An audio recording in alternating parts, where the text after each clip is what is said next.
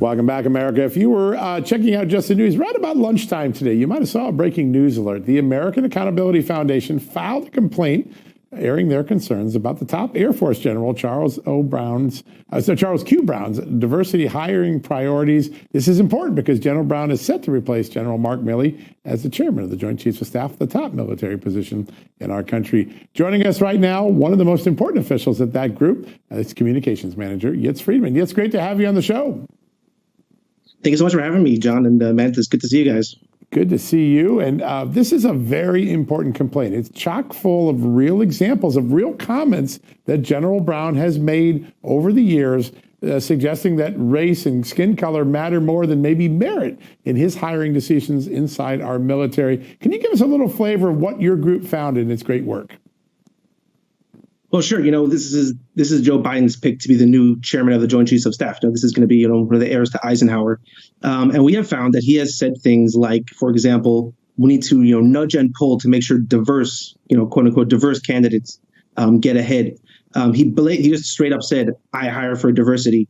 He's very explicit and very clear that he just wants a military where troops are basically promoted and judged by their skin color.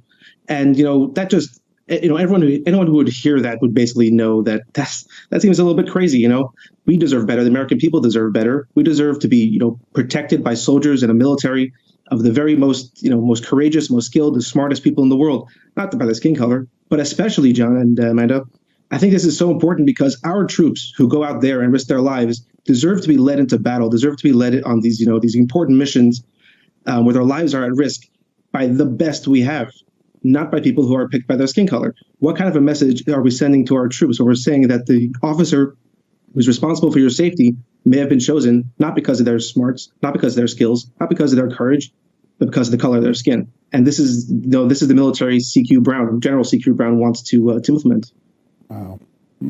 And what's so mindless about this to me is I remember a year or two ago when United Airlines announced that they were going to place diversity as a main directive when they were doing their hiring. And a lot of people justifiably went berserk because that was concerning the safety of 250, 300 people on a plane. This concerns the safety of our entire nation when you are distracted with something like that instead of skill. How well known is this, do you think, to the American people? Because I think much like the United Airlines situation, this is something that if more Americans found out about it, they would be in uproar.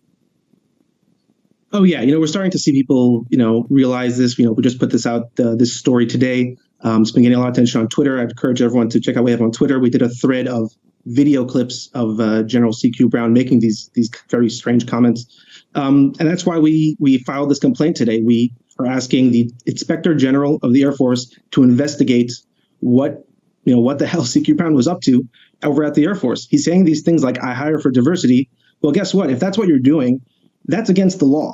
I mean, we just saw the Supreme Court say that, Harvard can't judge people based on the color of their skin. If Harvard can't do it, the Air Force can't do it either.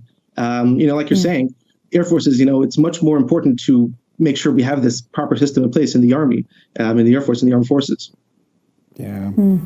When I was a younger reporter, I had a chance to hang out with some extraordinary early African-American entrants in the military. They were towards the end of their life, and they always said to me, there's nothing like being in a foxhole and realizing you don't care about the race of the person next to you, only their skill and their dedication to the country.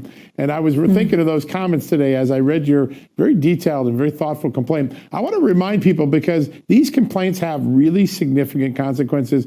Earlier this year, your group did a lot of work on the federal communications nominee, Gigi Sohn, and the concerns you raised ultimately sunk her nomination. Tell us a little bit about the success you've had there. Well, sure. When it comes to Biden nominees, a lot of it is just showing the American people who these people really are. I mean, with Gigi Sohn, she had, some comments about police officers that for most Americans was just totally out of bounds. And so basically what we have to do is shine a light on that and show the American people what's going on. And, the American people make their voices heard. But I think what you were just saying about, troops is so important because, our troops deserve to be led by officers who see them as individuals, who see them for their merits, not officers who see them for their skin color. And Biden, Biden he's trying to impose this new woke regime basically in every corner of the U.S. government. And by picking CQ Brown, he seems to be putting it trying to make this the military into just this experiment of wokeness. Yes, we've seen some conservative causes really grow their skills when it comes to utilizing social media and the internet to further their cause. There's one regarding the stove initiative of banning gas stoves with the Biden administration, but you have a brilliant one that I think is an incredible resource. It's BidenNoms.com. It's very catchy. Everybody, you should go check it out. But it's a great resource because for lawmakers and people in the Senate who would ultimately confirm these positions, this has got to be invaluable for them because as we've seen with this administration, many of them have been shown the door, or in the case of Gigi Sohn, I guess she found the door herself. But I just wanted to compliment you on that. Talk to our audience about what it is. Sure. Well, as far as, checking out our website, I fully endorse that message, Amanda. So thank you for that. Definitely check out our website. Like one of the past nominees we've taken a look at was Ann Carlson, who was going to be one of Biden's top, safety highway safety regulators. We found that she explicitly called for raising gas prices in America. She wanted higher gas prices in America, for climate change reasons.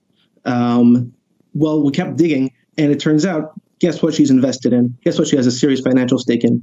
Oil and gas. Of course. And, once that came out, it was only really a matter of time before, she, like you said, she showed herself the door.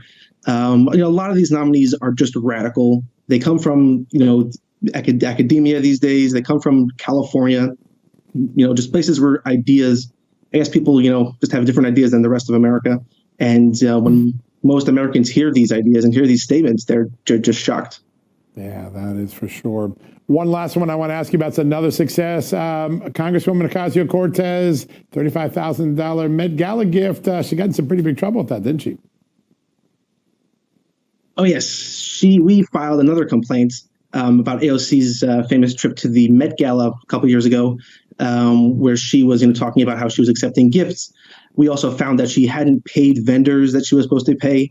They were actually about to file, the vendors, the makeup people, stuff like that. They were about to file a complaint with, New York's Labor Department, demanding payment for their services, which is just bizarre. I mean, I don't know why she can't pay these vendors. It's just, something very strange. Never a good idea to stiff your constituents if you're a member of Congress. Yitz, we've run out of time because we're going to hit a commercial break. Great to have you on. Thank you for all the great work you're doing in the accountability space. We're so grateful for that.